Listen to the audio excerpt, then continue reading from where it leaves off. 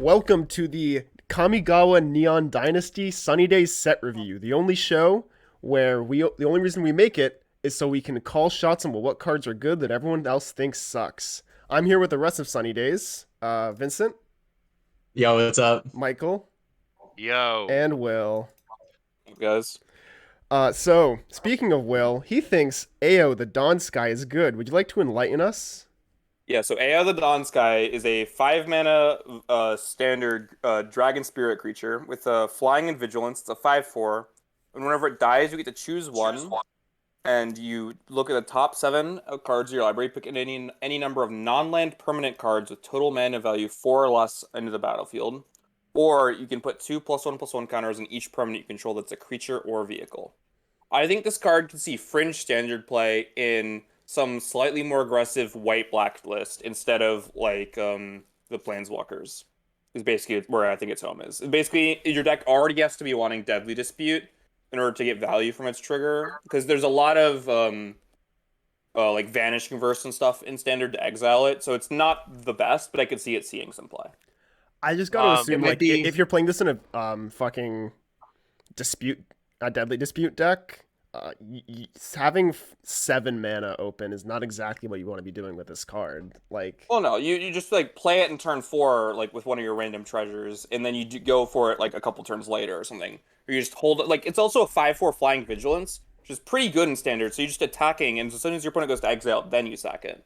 sure. Okay, so I read this card, and you're talking about this like the lower to the ground white black sack deck, and Yeah. why am I playing this card over Wolf? Wolf makes immediate value and multiple bodies, and standard is a format where like every deck, all the decks right now are playing 3 mana exile target creature. And if I'm paying 5 mana and my opponent with tempo is casting a card and exiling it, I'm just going to lose the game. Like, and there's nothing like special about this. Like, it doesn't. Well, this card dodges Skyclave, and then your Brutal Cathars are also really strained in the white mirrors. I mean, kinda, but I think what you guys are missing is that just 5 mana 5/4 flying vigilance is honestly not that bad on range. no. I'm aware. Yeah. Like, the card is powerful. I just think that it is a little too slow, and I cannot remember the last time a 5 mana card that did not immediately impact the board.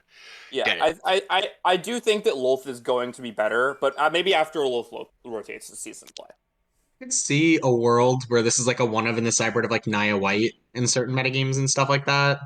Or like any kind of like white X aggro mid-range-ish deck. I'm not like overly impressed with it, but I do think it's fine. It's definitely constructed power level, but like it's very contextual on how good Maybe it it's is, like a I one think. of in like mono white or something where you don't. Yeah, really have something like options. that. Like it's like a value 5-drop or something, you know? There is one important contribution this card makes, though. Hey, yo. Yeah, that's just a good name. Yeah, Alright. hey. Move on. All right, banishing Sorry. slash is really sweet though. That's for white sorcery. Destroy up to 1 target artifact, enchantment, or tapped creature. Then, if you control an artifact and an enchantment, you make a 2/2. The versatility in this card is actually just insane. There's a lot of standard decks that just rely on enchantments. Like, this is going to be pretty good against the wedding announcement deck. Just being able to like destroy any of their creatures or kill the wedding announcement. It's going to be a very nice sideboard card. One of the better disenchants. Disagree. The one thing I don't like about this card is that a lot of the common threats in standard have vigilance right now. Yeah. I mean, a lot of I the still think it's creatures a out of the fine mono sideboard white card deck as a still have disenchant, it. right? But Yeah, I mean, I just feel like I can't remember the last time disenchant has been like. I was gonna say, my question is how good is disenchant? And if the answer is not very, the card's not gonna be good. But if the answer is like for some whatever reason it lines up fine, then it'll be good. Like, this card is always going to be worse than other options when you're destroying a tapped creature. Because I see making a 2/2 being this being very hard instead of like a deck designed to Yeah, make it that's work. why I didn't talk about that Yeah. portion. I doubt there's going to be decks that play both artifacts or enchantments. If this card was an instant, I think Nuts. Yeah. Yeah, Destroying it's tapped probably creature unreal. and a sorcery feels really bad because you're just down Yeah. so much tempo. Sure. I mean, like if you like by the time they attack you with a creature that you want to kill and hit you, you've already lost like 3-4 life, and then I get to kill it. Yeah. Yeah. And a lot of times there's going to be like Thalias and shit in play in your mono white deck, and it's just going to cost way too much mana. Sure. Okay, moving on. Do you want to talk about Brilliant No. Restoration? Cool. No, I don't think it's good. I want to talk a little bit about Cloudsteel Kieran. So, Cloudsteel Kieran is a new card type. They're equipment creatures. Instead of having equip, they have reconfigure. So we'll go over this card specifically. It's 2 and a white, a 3/2 artifact creature, equipment Kieran. It's a 3/2 with flying. It says equipped creature has flying, and you can't lose the game, and your opponents can't win the game. It has reconfigure 5. So basically, you pay 5 and you equip it to a creature, and then this creature stops being a creature. So it's essentially an equipment. This card reconfigures do work with cards like Sigarda's Aid. So in Modern Hammer, if you're not playing Luris, which is a big ask, you can have this be a random tutor target. You put it into play and immediately equip it up with the aid to any of your creatures. You now have a Platinum Angel in play. Yeah, I think A, you want to be playing Luris, and B, Yeah. the modern Stoneforge Mystic deck got actually a lot of good tutor targets in the set, and I think this never makes the cut. Yeah. Not only that, I just don't think Platinum Angel's actually a powerful effect in that. Like, Yeah. in modern, like not like tapping. It's just like every single deck has so much removal in game 1, and then against Hammer Time is just have more. Like, what Yeah, deck so- are we trying to cheese anymore? We're not playing like. Yeah, this like- is a Wear, Tear, and Force of Vigor format. Yeah. Your Platinum Angel's not going to be good. But like game 1, you put it on, and I cast a Prismatic Ending on your dude, or I cast a. You can just Holy Prismatic Feet on Ending your this. It costs 3. Yeah. Every deck can Prismatic Ending this. Yeah. It's not. It's Okay, not. moving on. Sure. Yeah. We'll move on. Hot Shot Mechanic. Oh is no, I want to sweet. talk about the Wrath. Go back up. The Wrath. You want to talk Farewell. about Farewell? Sure, go ahead. This card's really good and really underrated. So it costs 6, which is so Farewell is a 6-mana sorcery. It's mono white, 4 white. Says choose one or more. Exile target artifacts, exile all creatures, or exile all artifacts. Exile all creatures, exile all enchantments, and exile all graveyard. So this card is basically a one-sided planar cleansing if you think about it.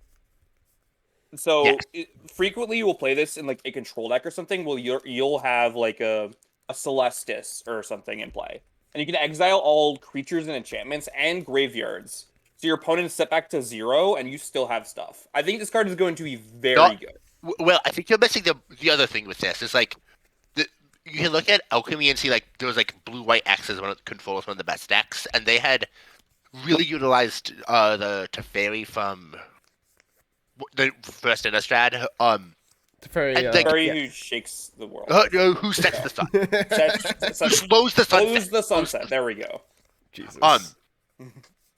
And like this card works really well with Teferi because I play a Teferi. The next turn I get to cast my Wrath after you're forced to commit to board to try to kill my Teferi, and I have a Teferi in play and nothing else is in play. Like, Yep. like that's just a very- reason to as play 6 mana pattern. Wrath go, this is very good. My only concern is right now people are playing the card Thalia. Yeah. Yeah. 6 mana is doable. Like you can push for 6. 7 is a lot. Yeah, that makes sense. Yeah, no, especially Radane's also in those Thalia decks. Like, this might cost 8 to 9. Like, it's just so bad in I those agree this should situations, never but- be your primary math, but I think this is going to see play out as a 1 or 2 in the blue-white decks. I mean, I think Yeah, if there is a blue-white deck also second, might be fine. I think this is also a reasonable sideboard card against Yeah. more mid-rangey decks. Yeah. Yeah, Especially that's- after the set, we're probably going to see a lot more like vehicle-based aggro decks, and this card is going to be very necessary against those. Also, Your I Wraths just are want to never gonna say, stop. Farewell is a really good name when you look at the artist. Seb McKinnon. Oh no. Guys, oh man, I hate QR codes. Let me tell you Moving something. on. QR codes, get out of my head. Get out of my head. Not QR codes. I want to talk like 2 seconds about Hot Shot Mechanic. Hot Shot Mechanic is a for white a 2/1 artifact creature Fox Pilot, so AKA Star Fox, and it can crew vehicles as though it had its power were 2 or greater. This is Pops in the this Parhelion is a too. keyword. This isn't a keyword, but it is a like soft mechanic that a lot of pilots have. They are able to crew big things. Keep an eye out for Hot Shot Mechanic because this is going to crew a bunch of vehicles where you're I able to think cheat in. Stammer for once is like somewhat right. Like this card is actually powerful. Yeah.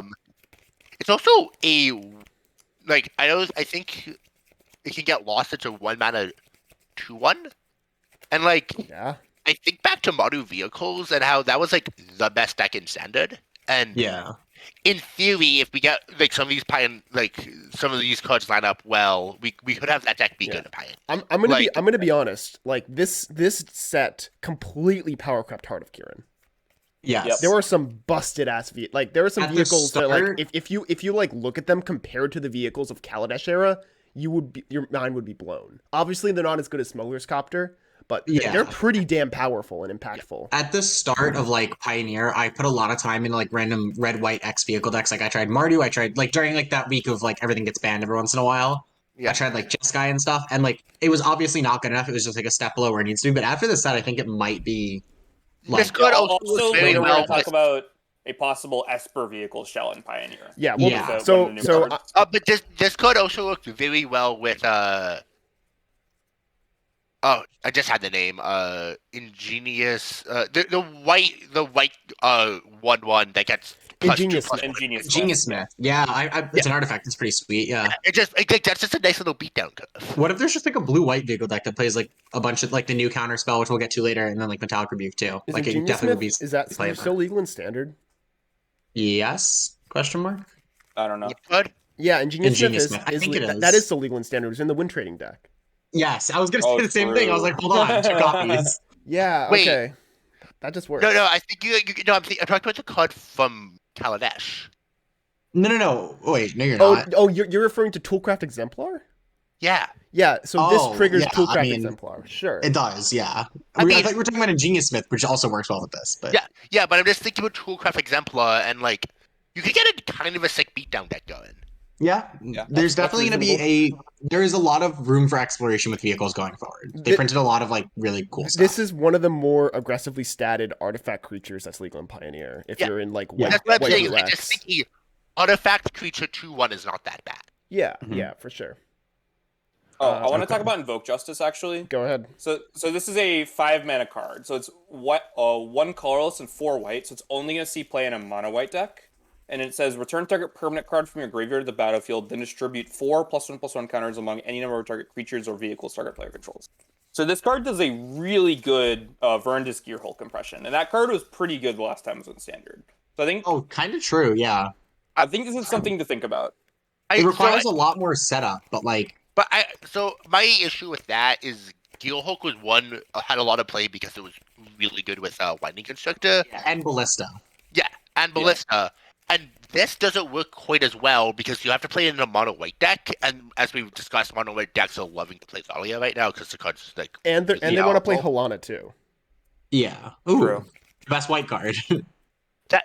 Yeah, I mean, like maybe there's a world in the future though where the sees play. I agree. It's definitely powerful. I kind of missed how powerful it was, but Yeah. I don't think the time's right now, but maybe in the future. Yeah. I agree. I don't think this that card's guy's not good, right? Yeah, no. No. Oh, I want to talk about this Light one. I want to talk about this Paws. one. I want to talk about this Hey, one. Sam, go ahead. Light Paws Emperor's Voice, 1 in a white 2/2, legendary creature Fox Advisor. Whenever an aura enters the battlefield under your control, if you cast it, you may search your library for an aura card with mana value less than or equal to that aura, and it has a different name than each other aura you control. Put that card onto the battlefield attached to Light Paws. So, in specifically Pioneer, I don't know what this is going to do in Standard and Historic Alchemy, whatever, but Pioneer specifically, this is going to be the new premier 2-drop for all variants of auras. There are a slew of like cards you can get off of Light Paws that allow you to just like win the game in any situation. Obviously, Ethereal, just counting 1-drops, Ethereal Armor is one of the better beatdown enchantments. You have protection in the form of Kaya's Ghost form. You have card advantage in the form of there's an issue with this right Curiosities. now, Sam. Yeah, Yes, hopefully they fix the Kaya's Go I form bug. understand that Kaya's Ghost form is bugged on Motor right now, but I did see somewhere that they are trying to fix it before this release. Yeah. Nice. So I But also I think this card is great. yeah, this card is great. I still think like I don't know if it's premier. It's like one of the better ones. I still think it's not better than Saram. so that's the best I was one. gonna say the exact same thing. I And don't then- think it's better than Scram, but I think it's like very close to it. Like it is Yeah, that powerful. No, it's better than Saram, and Saram was the best 2-drop. You think it's better than Scram? Yes, this puts it puts them directly into play, and you just get to attack and kill your opponent. I mean, so the issue there is that one of the strengths of the deck is that you could either spread out auras a lot, or you could, when you put your auras on things, it wasn't your good card, right? Like you have your engine piece that's fueling all of this, and they want to cast a removal spell on that, but you have a giant shitter next to it that they also have to kill, and this puts them on this. Yeah, And, but the upside is just so high. If you untap with this on turn, if you here's the untap, thing. you win the game. Full mean, stop. Yes. You That's get correct. to And put you're 6 tutoring auras onto it. The Kaya's Ghost Form first with this. Sure, yeah. And then on turn 3, you just go light pause, put an ethereal armor on it, trigger, get the ghost form. They're dead. Yep. They can no longer kill light pause. It says equal to that aura's mana value? That's so fucking good. Alright, never mind. No, I think this is way better than I thought it was. Holy crap. The first time I read this, I thought it was less, and I also thought it was mediocre. And then I realized you just get to, do whatever the hell you want. So I thought it was less, and I still thought it was good. Equal means it's really good. Are there enough good enchantments at 1? Yeah. You're gonna have to start a lot. the deck's gonna have to start playing a bunch of odd one-ofs just because the clause that says of different names of all auras you control. Yeah. I don't think that's a huge If you're deal. sticking in, think if you're so. sticking Honestly, in just just- white black, there's not a ton, but red gives you access to haste. You get access to hammer hand effects. Yeah. You get access to I don't think that's giant true. I think auras. it's getting too cute. I think literally Yeah. just having Ghost Form, Ethereal Armor, and Griff Spoon is just enough to make this broken. And Well, and the again- cartouche of solidarity. Yeah. Yeah, I was gonna and say, I feel like the deck is gonna probably play one or two of the off-color ones, maybe, but you just get to play pathways and free roll. There's no reason to. It just doesn't matter. Yeah. I can don't see know. where you I want think Aqueous like a- Form or something. The, I ma- think the, ma- like a haste one would matter. the mana right? 'Cause might it just- actually work because you have pathways now. I was gonna say, if you just play a couple 3 to 4 blue pathways over some basics, can you not just free roll 1 Aqueous Form in your deck? Sure. Yeah, I think don't think mana that's what I'm works. saying. It's not gonna go I crazy, don't but you're think gonna it's have necessary. Yeah. maybe I was like time will tell, right? All right. Can we talk? So the Yeah. only issue is can we actually be playing an all auras deck when people are so heavily playing Thing in the Ice? And Phoenix. Yeah. Yeah, Well, that's an well, issue. This we'll have to might figure push. it This again, might push so- it. We'll see. Anyway, next Okay. card, Lion Sash. This is a nice one. 1 and a white, 1/1 equipment creature, equipment cat. White, exile target card from a graveyard. If it was a permanent card, put a +1/+1 counter on Lion Sash. Equipped creature gets +1/+1 for each counter on Lion Sash, and it has reconfigure 2. This is a lurissable card that you can grab off of a Stoneforge Mystic, and it's basically just Scavenging Ooze in the graveyard matchups. It doesn't gain This life, card is obviously. going to be but very good. It's a Scavenging Ooze that grows off of fetch lands in Modern. This card is Yeah. This is Yeah, amazing. Scavenging Ooze saw play in every single format it's legal in, and this is better. This will be a standard this playable card card is for notably sure. worse against burn, but past that, yes. Yes, this card will be a standard playable card for sure. I don't know, it might end up This being will in the see sideboard or Pioneer something. and Modern play. And I would say it will be Legacy, great and in Legacy. Pioneer. It will be Yeah. phenomenal in any deck with Stoneforge Mystic, and then in Legacy it will also be good as a Stoneforge Mystic. So Yep. not much to say. Tutorable Scavenging Ooze off Stoneforge, kind Not of much to awesome. say, but extremely powerful. Yeah. Lucky. Anyone March of the care about Otherworldly. Lucky Offering? I think No. Lucky Offers has. Oh, it's only artifacts. It's only Yeah. artifact, Yeah. Okay, yeah. March of the Otherworldly Light. This Go card's ahead. awesome. Someone else. Oh, do okay, it. word. No, So this card it's sucks. an instant speed, X and a white. As an additional cost to cast this spell, you may exile any number of white cards from your hand. The spell costs 2 less to cast for each card exiled this way. The marches are a cycle, so you'll see that text again on the future marches. And the text of the card says exile target artifact, creature, or enchantment with mana value X or less. Bill Civies, you think it sucks? I think all of the marches cost way too much, and they all suck. I think this card is very good. I agree with Michael. Yeah. So, yes, this card is not as good as Piss Ending. Obviously, it costs 1 more mana.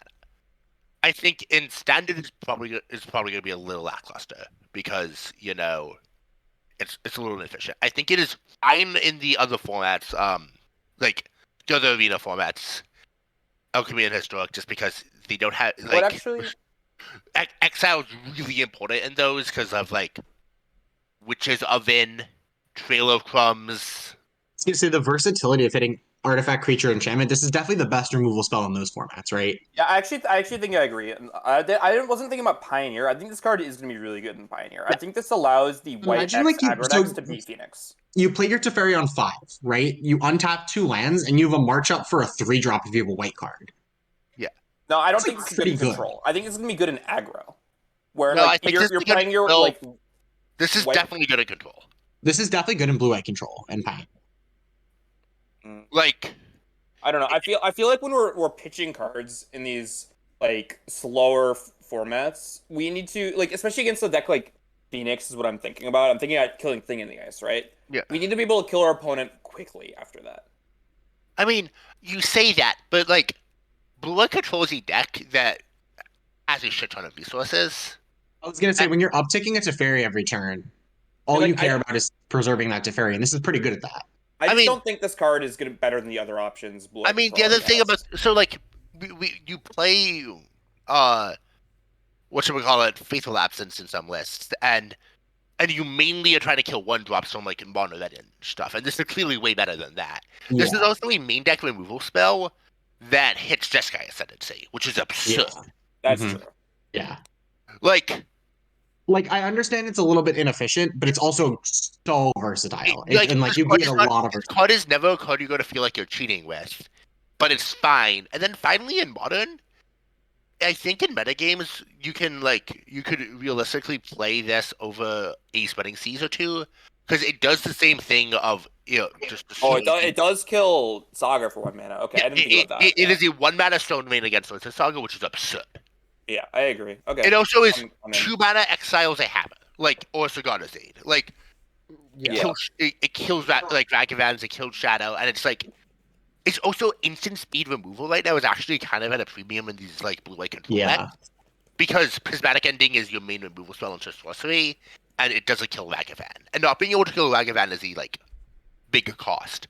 So, I'm going to test 1 or 2 of these in blue-white control in Modern, because I think it is... I could see that, yeah. That's just reasonable.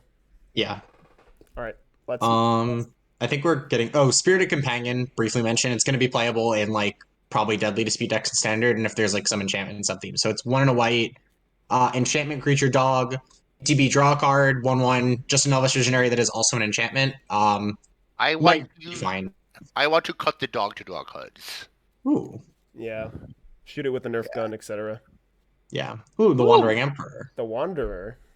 Sorry. Okay, so I'm pretty high on this card, actually, for being honest. So the Wandering Emperor, 2 white, flash. It's a Planeswalker with 3 loyalty, and it says as long as it entered the battlefield this turn, you may activate her loyalty abilities at any time you can cast an instant. So, like, it has like the Teferi text of activate once on their turn, but only if it entered the battlefield that turn. And it has a +1 of put a +1/+1 counter up to 1 target creature you control, and it gains first strike until end of turn. -1 to make a 2/2 white samurai creature token with vigilance, and -2 to exile target tap creature, and you gain 2 life. So this card is gonna fuck up some combat stats. You can play it at instant speed after they've attacked, so they can't attack your Wandering Emperor.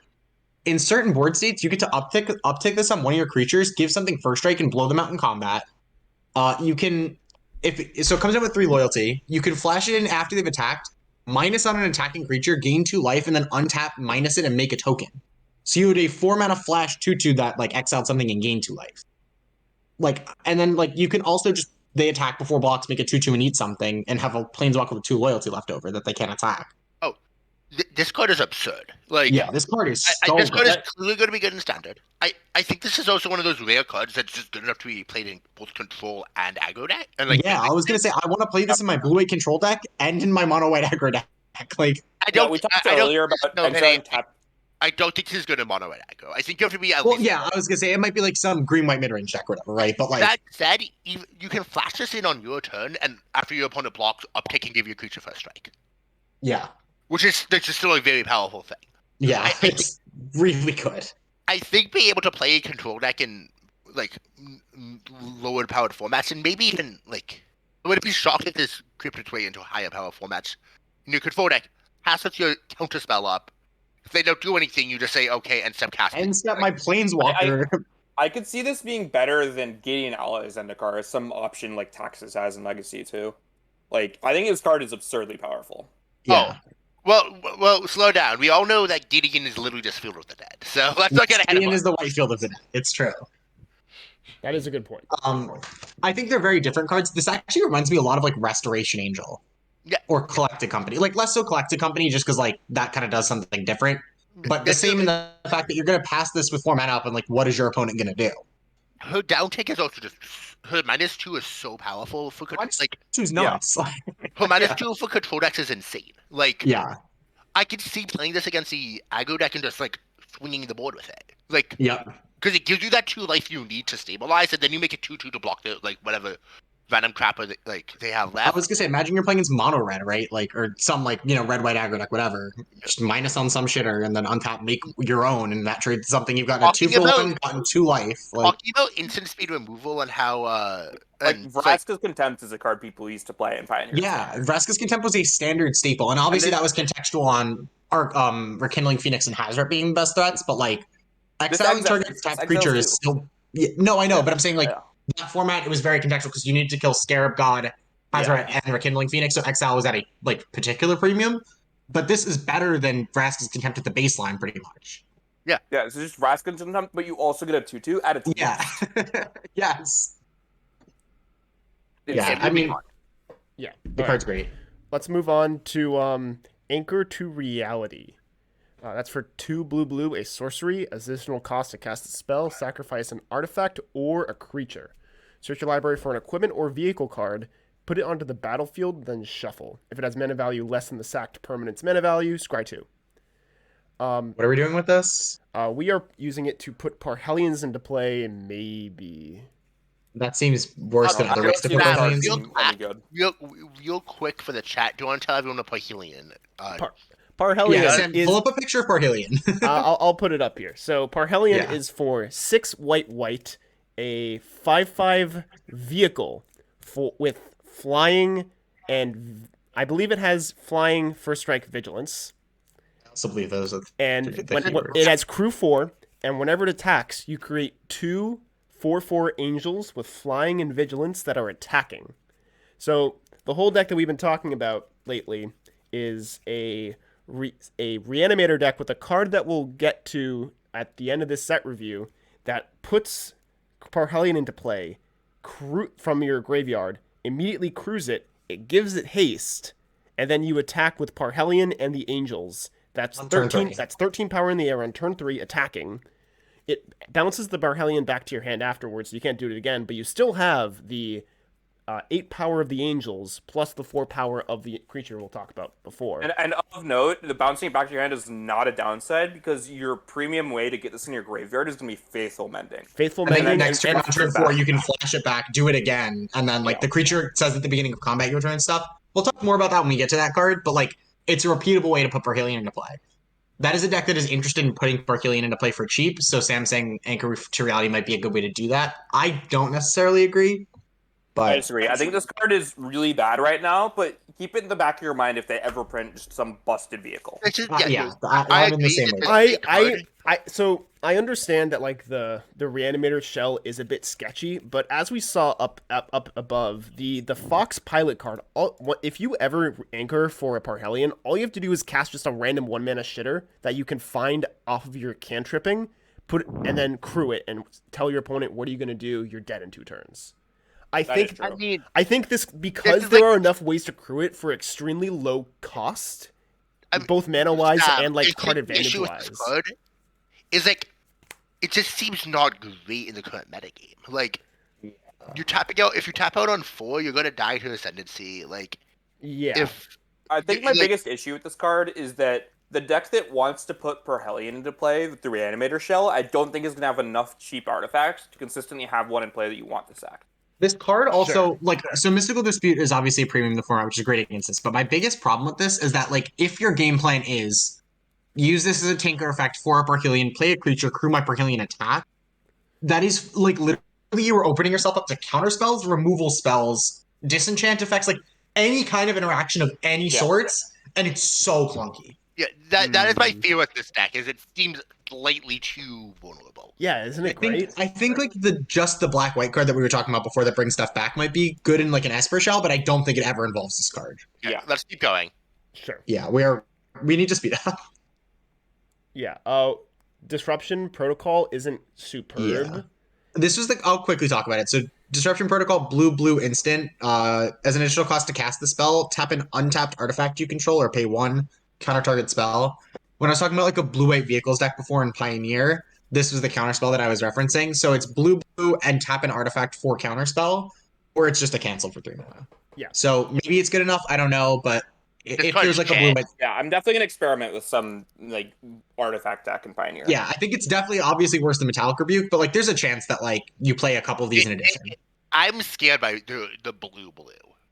Yeah, That's gonna pretty be fair. pretty Well, that's why I was difficult. thinking blue-white. Well, Like, I mean, next in time Pioneer you you go do up- have Fire of Industry. Yeah. Yeah, but I'm also probably going to be playing some of Darksteel Citadel. Yeah, that's true. Okay, yeah, maybe this isn't good enough, but this was just, I think it's worth talking about. yeah, but- Very quickly, Essence Capture was good the last time it was in Standard. Yeah, Probably great in this reprint. current metagame, it's probably not great, but it'll be all right. The deck it was good in last Standard was like a deck I don't think we're ever going to see again. Like, just Yeah. all. And it for all sure doesn't one- exist right now. Yeah. Mhm. And I also don't think that deck is good. Like, Ooh. it gets anything. These are some hitters. Yeah. I don't think Invoke the Winds is very Hard good. sucks. Nope, No, don't Invoke the care. Winds is All right, awful. Jin Gataxis, Progress Tyrant, 5 blue, 5/5 legendary Praetor. Whenever you cast an artifact, instant, or sorcery spell, copy it. This ability triggers only once each turn. Whenever opponent casts an artifact, instant, or sorcery spell, counter it. That ability triggers only once each turn. Yeah. If you're trying to cheat a big creature into play in either Historic or Pioneer, I'm pretty sure this is better than Hullbreaker Horror. I believe that. Yes. Yeah, I mean, like, the shells that this card fits into will figure themselves out over time, but this is definitely a powerful card to keep in the back of your head. Sure. Yep. All right, moving on. Anyone want to talk about the No, don't care. dragon or the That march? card doesn't seem great to me. I mean, let's talk about the March quickly, but I think it's horrible. No, this Blue March sucks. Yeah, You no, know, I Okay, really the don't Blue care. March is bad. Don't play the Blue March. Let's skip all of these and talk a little bit about Mnemonic Sphere, which is an Yeah, I kinda artifact like this for card. 1 in a blue.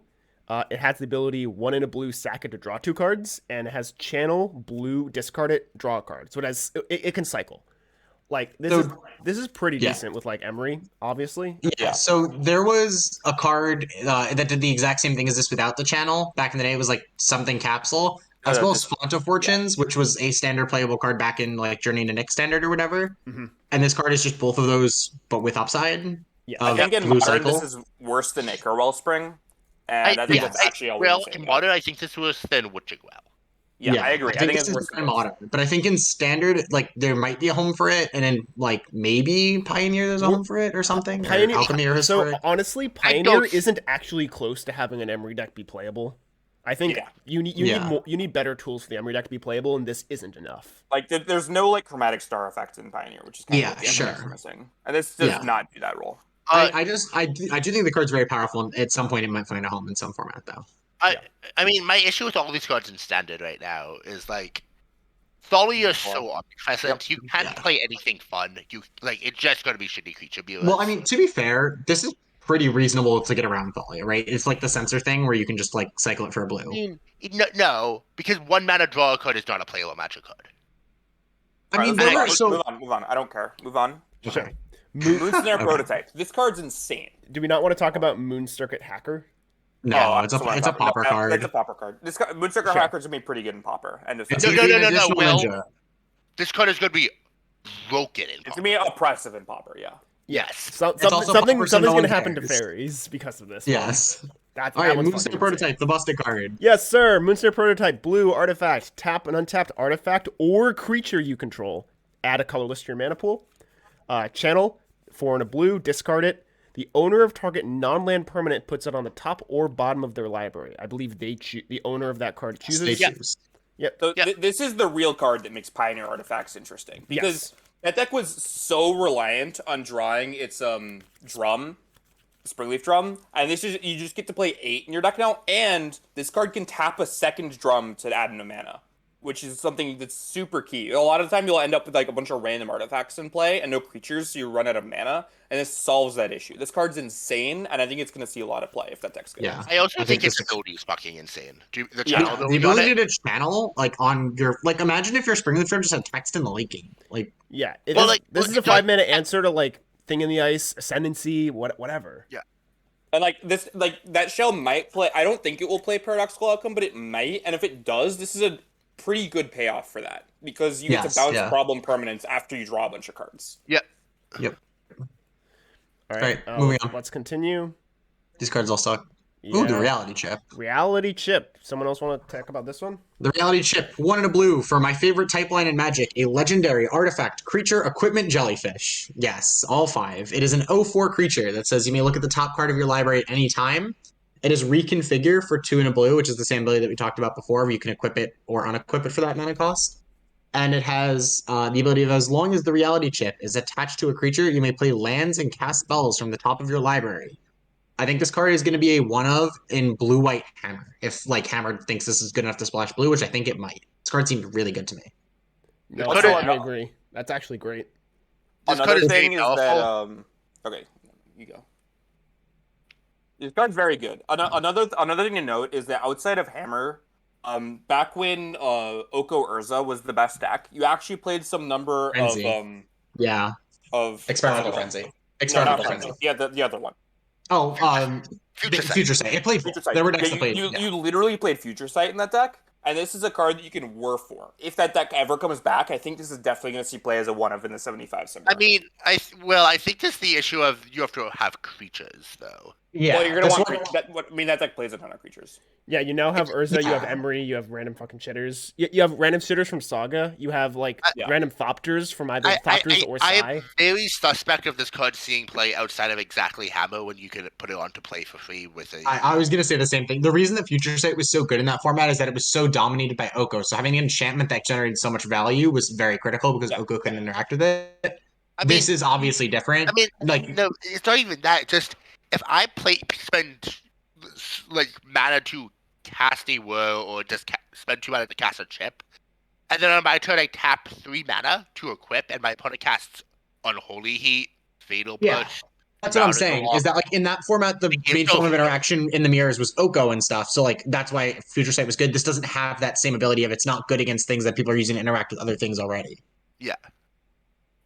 Yeah, All right, but the moving card's very on. powerful in Yeah. Hammer. So Reality Heist is 5 blue for an instant. This spell costs 1 less for each artifact you control. Look at the top 7 cards you may reveal to 2 artifact cards from them and put them into your hand and the rest on the bottom in any order. Or in random order, sorry. Yeah, your time for artifacts with affinity for artifacts. This card's great. Yeah. I mean, is it great? Yes. In what deck? So it's slightly problematic because in like the Pioneer Artifacts deck we keep talking about that may or may not exist, the cards you want to look for off of this are going to be like your creatures or your POs and stuff, so it doesn't find them, which is a little awkward. I don't think it's great in that deck. I think it has potential to make Urza, whatever, Thopter Foundry deck, like actually playable again. I don't think it does. I don't think it does. like That deck is not like thirsting for value cards. I mean, it's not thirsting for value. Also, 5 artifacts is not like it's not what it used to be. 5 is a lot. Like you play like Well- let's say you have the good run, you have 2 artifact land, like an artifact land, and like what are we realistically casting this? Like Where this could see play is the affinity deck that's seeing Fringe play in Modern right now, because that's the only deck that consistently puts 5 artifacts that is into the play. only deck I think this card might be good at. And it's only good there because you're paying blue to put 2 4/4s into play, basically. I think this is a collective company for Mew Enforcer. That's kind of sick. Yeah. And I also don't think this is good enough to see play in the like the 8 cast deck in Legacy. And like Yeah. this card is almost interesting in Vintage, but I don't think it's there. Yeah, it's just a bit slow there. Yeah, as well. again, all of your payoffs are instant sorceries and creatures, so it doesn't actually find them. Yeah. Spell Piercing Standard. Pog. Loggers. Yeah, Spell Pierce got a reprint. Great. Yep. All right, next. I honestly, Tezzeret? I'm going to be honest with you. I haven't read the new Tezzeret. Let's read it together. Okay, yeah. Tezzeret, Betrayer of Flesh, 2 blue. Legendary Planeswalker, Tezzeret. As the passive, the first activated ability of an artifact you activate each turn costs 2 less to activate. +1, draw 2 cards, and discard 2 cards once you discard an artifact card. -2, target artifact becomes an artifact creature. If it isn't a vehicle, it has base power and toughness 4/4. Of note, that is forever. That is not temporary. Yeah. -6, you get an emblem with whenever an artifact you control becomes tapped, draw a card. That's kind of good. I think it's good, yeah. I kind of like dozed off reading it the first time, but now looking at it again, that minus is like kind of making me feel things. Yeah, the minus is pretty solid. It basically does a Tezzeret Agent of Bolus impression for Pioneer. Yeah. Obviously nowhere near as powerful, but I mean, also it is a really good uptick. Yes. Yeah. I think this card's pretty solid. I don't know where it's gonna have a home yet, but I think this is the kind of card that's powerful enough to make itself a home. Yeah. I think in Eternal formats, this is worse than Agent of Bolus by a pretty large margin, actually. That's my only problem. It's close enough in Pioneer. The reason you would play this over Agent of Bolus is that you're playing a white blue artifact deck instead. Yes, right, yeah, but I think if you have the option of either in Eternal formats, I mean, there's also a lot of mono blue artifact decks. I would not be surprised if this like found its way somewhere. Like, again, like I could see this being played in some shitty artifact pile in Legacy because with Soullands, it's not that hard to cast. It pitches to Force of Will and it beats the Cardinal Lord and Collections, which is those decks for sure. Ratio. I also spent a while looking through Skyfall. There is literally no way in Magic to make some sort of infinite out of the passive. that's I mean, obviously, it's the first activation. I know.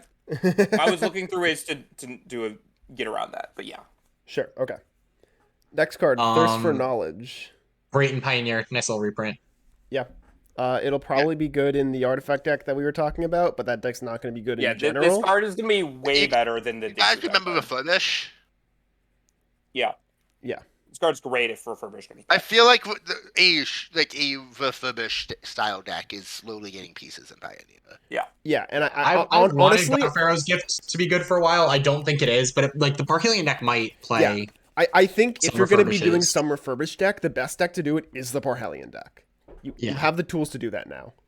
Yeah. But yeah, this card's great, obviously. It's proven itself before. What does Thousand Face Shadow do? I've actually never read this card. Nothing. Okay, good. We fit black. Yes, sir. So, I guess we can... Blade of the talk Oni about is Blade of like the Oni. a fine black aggressive card, so it's 1 and a black for a 3/1 menace. It is an artifact creature equipment demon. The equipped creature has base power and toughness 5/5, menace, and is a black demon in addition to its other qualities and types, and it is reconfigure for 2 black. So this is just a fine, like a 3/1 menace creature in like black aggro decks is like pretty reasonable as a body. And the ability to make something a 5/5 with menace later on is like pretty reasonable, but I don't think this card's broken. I think it's just gonna be a solid deck if there's a home for it. I mean, I think the mono black aggro deck in Pioneer is going to play this as a 4 of. As a 4 of? Yeah. I mean, like, You don't have any good 2-drops. I actually think the 2-mana 2/3 Death Touch is better. I don't think that's true. This is like a aggressive 2-drop that in the late game. What is your opponent gonna do when you have a Dread Wonder or Bloodstone Tracking that's an unkillable 5/5? yeah, I think some number of these are gonna make. I don't think it's a 4 of though. It's pretty fragile. I mean, that deck already uses its mana very well between Mutavaults and Castles. Castle Lockthwaite, yeah. And you know, you have to spend mana into bringing back your 1-drops. Like your deck, you're not really looking for this effect. I think this card is just a good aggressive card that also makes the late game way better. I would be shocked if this was not like at least a 2 of. I think you're wrong. Okay. Yeah, I think it might be a 1 or 2 of. I definitely don't think it's gonna be a 4 of. I think that was a little much, but Debt to the Kami is this is a card that we've already seen before that has seen play in Standard. 2 and a black, instant, target opponent exiles a creature they control. Is it a libation each opponent? Yeah, Freaka's Libation. Oh, that doesn't matter. I mean, right? Probably not. No. But Yeah. So this is a Freaka's Libation reprint-esque. It'll be fine. I mean, that should take one less time. Yes, it exiles instead of. Yeah. It's fine. All right, Nothing we can skip all of these 3 cards. We can skip. Is Dockside? No, Dockside. Okay, never mind. I thought it was one, like a black. We No, can not a skip black. these 3 cards. We can skip. Invoke Despair. Nope. Nope. Nope. Okay. Yep. Nope. This card isn't actually great. Nope. Druid is Its second keyword is menace. There's no reason for F2 the evasion keywords. I mean, Yeah. but its death triggers, I think, the best. Yeah, I think this card's fine. Sure, As like a one of a let's talk about this. This is 3 and a black, a 5/5 legendary dragon spirit, flying menace. When it dies, choose one. Each opponent discards 2 cards and loses 2 life, or reanimate a non-dragon creature from any graveyard. You lose 2 life. I think this is gonna be the 5th, like 5-drop in mono black. I think you're gonna play 4 Lolth and 1 Junji, or black white maybe. Yeah, I think before AO. Yeah, this card's death triggers just like has 2 very relevant death triggers. Like, if I just slap this and my opponent is like, well, I have to kill it, and they And you kill go, it. word, I'll get back my other good threat. That's called a 3-for-1. Like, they either think you get back a good threat, Or empty your hand. and it also gets from their graveyard. So like, you're always Yeah, there's almost always going to be a target for sure. I think that card's pretty fine, but not like busted. That's great. I don't know if it's like always going to be in standard with Lolth, but if not, it would replace Lolth once Lolth rotates. I have no idea. Yeah. Malicious Malfunction is for 1 black sorcery. All creatures get -2/-2 until end of turn. If a creature would die this turn, exile it instead. So this is basically just a worse version of Cry of the Carnarium, but it's going to be very good in standard. I was going to say it's worse than Cry of the Carnarium, but against if like there's a mono white deck that goes wide again instead of going big like Naya White does, then this will be good. Yeah. Yep. March. This seems not great. Yeah, this one isn't great. I want to talk about Nashi Moonsage's Scion. This card. You do that. I am running to the bathroom. I'll be back in a minute. So Nashi Moonsage's Scion is for 1 black, a 3/2 rat ninja legend, ninjutsu 3 and a black.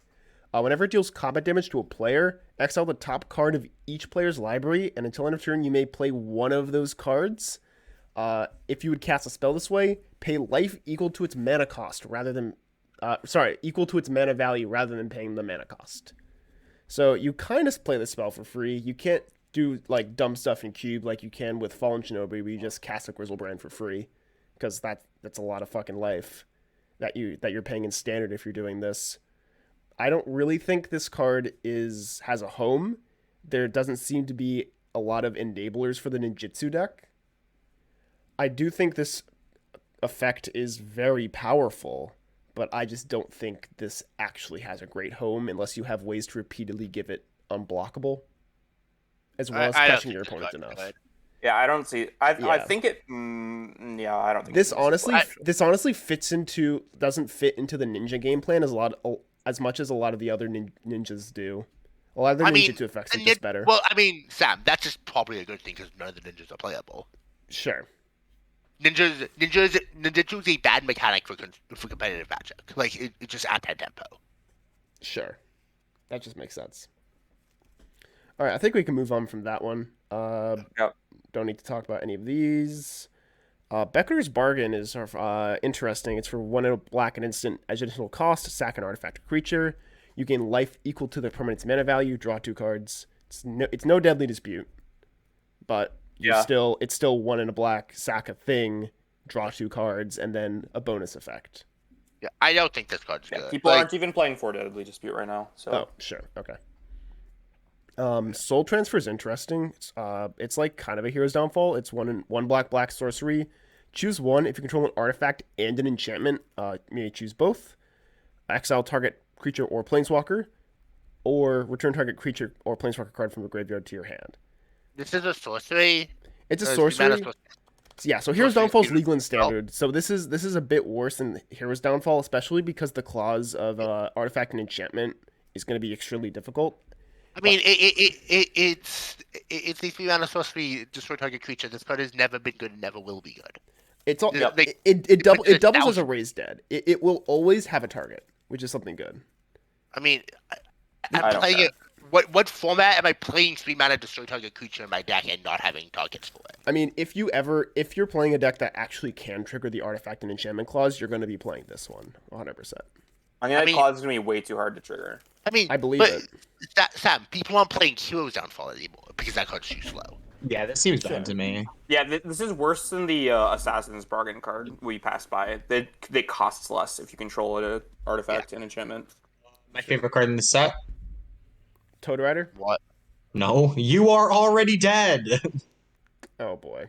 The card It is- text is nothing, but it's a cool name off Spoils of the Vault. No, no, 'cause no, you no, can no. play- Here's the thing. It is not a cool name. It is the default ha ha ha, I'm a funny person name. This card was spoiled, and my Twitter feed stopped being all porn and started being people tweeting, "Oh, you can name this off Cabal Therapy. Oh, you can name this off Spoils of the Vault. Oh, you can name this off of Bad and Hope's not a funny name anymore because of this. It's just a stupid Yeah. name. We all know. Michael, are you Grow upset? up, name Stream Hopper like an adult, and move on. We all Michael, know. are you We all upset know that the it's correct. congregated the GTO name. We all know the correct name is Oko the Trickster. Ooh, Oko the Trickster. A Pioneer staple, Moving if you on ask to me. red cards. Red cards. Red cards, they all Um, suck. I don't even want to talk about this dragon. It's just Nope, This one's it's- horrible. not this one great. I sucks. hate this one. Whoa, whoa, whoa, whoa, whoa, whoa, whoa, whoa, whoa. Shut up. This dragon, the Blazing Sky, is 2 red for a legendary creature dragon. Michael, it's literally at sushi. Like, if you No, read the I- name, is the I know word what I at said. and then the word God, I sushi. don't care. yeah. It has flying trample. When it dies, you either exile the top 2 cards of your library. Till at the end of your next turn, you may play those cards, or you create 3 treasure tokens. That's a 4/4.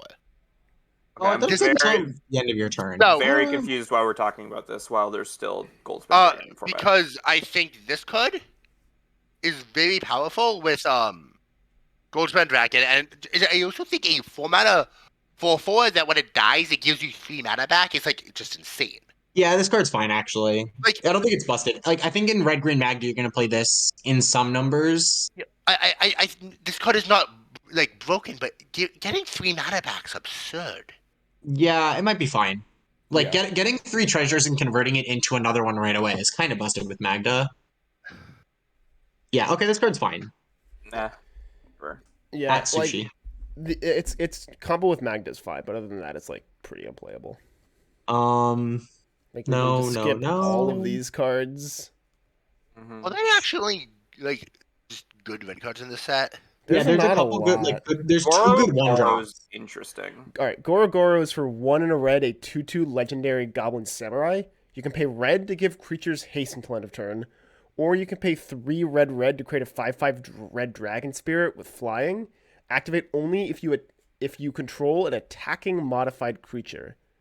This is super weird because A, it can't be modified by itself, and B, if you activate its drag ability, you have to activate the dragon ability during combat while it's attacking, and you can't give the dragon hastes. This card just feels so weird.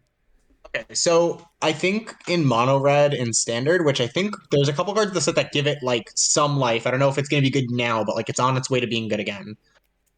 This will be a 2 to 3 of maybe, depending on other 2 drops. But So this card is not. I think this card has a giant wall of bait for commander or whatever, and then the actual line of attacks. I read this as 1 in a red, legendary creature, 2/2 red. Give my creatures haste, which Yeah. is yeah, That's why it's interesting. I don't care about that's the why I other think decks. the other I mean, I decks think might that come card- up though.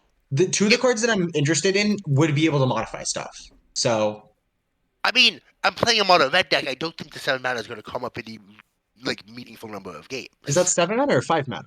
5 mana. Looks like it's 5 mana. I thought, God, I thought that was 7. No, it's No, 5 it's mana. actually pretty reasonable costed. It's 5 mana, Yeah. put a 5/5 in play. And the Yeah. 2 Okay, things that I'm this interested in card's do only modify stuff. It's probably a 3 You know, right? you know what dragon gets blocked by a 5/5 dragon? Goldspan Dragon. Dragon. That's not something that's negligible. Yeah, it does get Fading Hoped, but Okay, moving on. Yeah, I don't think Invoke Calamity is very good. No, this card's- I want to this talk card's about an this. this For a card's sec. idiot. Invoke Calamity is 1 and 4 red, instant, cast up to 2 instants or sorceries with total mana value 6 or less from your graveyard and your hand without paying their mana costs. If you'll put it into the graveyard this turn, exile them and then exile Invoke Calamity. So this card is bad in everything, but hear me out, Ruby Storm. Oh my god. Storm. Wait, but it's an instant, not a sorcery. Yeah, you can main deck this card, Will. Hmm. You target a shitty draw spell and a Seething Song. I kill Seething Song this, cast Seething Song, and then... Okay, yeah, I can see it. That's probably not if it- unreasonable. You can do... I think this card's super powerful. If you have a bonus round going, and you cast this, you just win. I think this card is close to playable in like old school Ruby Storm, not the new bullshit that cut Ruby Medallion. Yeah, that's probably fine. Yeah. And Michael's upset. allowed to be mad about them cutting Ruby Medallion. It's just a bad. I mean, they just made the deck not cool. They just made it a bad one. They took the deck from being a sweet deck to being like a bad test deck. And it's like there was no why are reason we for doing this? that. All right, let's keep going. Kami's Flare. It's a pretty good removal spell on mono red, especially if you have a modified creature.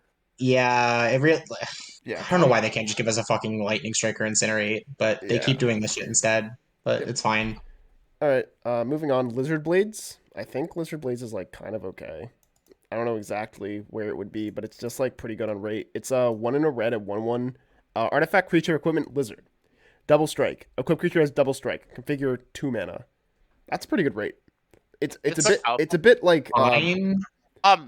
it's a bit You awkward. could play like a like an all-in combo version of Hammer Time with these. Yeah. Yeah, that's kind of cool. All Like- right. Hammer plus this is lethal on an Ornithopter. Like, I mean, Hammer plus Hammer is also lethal on an Ornithopter. Yeah. but you can't Wow. play 8 hammers. Yeah. Meh. I don't think it's good. Yeah. Rabbit Battery. That's the one. I mean, Oh, actually, we I don't know what. we got to talk Oh, about go on. March of Reckless Joy. I This think. card sucks, dude. This card's horrible. It's I don't just know worse what than Light Up the Stage. I think it's even worse than Reckless Fury or whatever the 2 Yes, mana exile it's top very. card This card's is. bad. Oh I yeah, think. sure. All right. What does Ogre Head Helm do? Hold on. No, It's it's all- not good. Okay. Rabbit Battery. 1 mana, 1/1. Artifact equipment. Sorry. Artifact creature equipment rabbit. 1/1 with haste. Equipped creature gets +1/+1 in haste. Reconfigure for a red. I think this card's pretty solid. Yeah. So I you agree. get a Raging Goblin, which is a 1 mana 1/1 haste for a red, which has been notoriously just like fine. And every threat that you play after this, you can pay 1 in a red to give it +1/+1 in haste. This card seems real good if And this there's also mono turns red. on all your modification stuff. So it turns Yeah, on I your would say this is one of the modifiers that I was talking about. So I think this Seared card. Blood. It turns on your Dragon Shitter. This Yep. card's really good.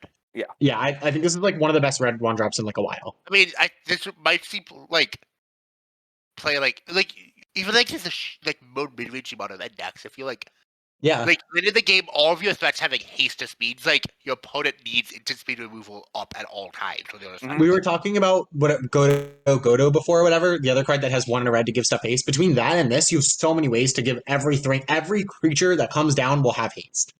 Yeah. Speaking of crappy cards with haste, Yeah, this card's pretty solid.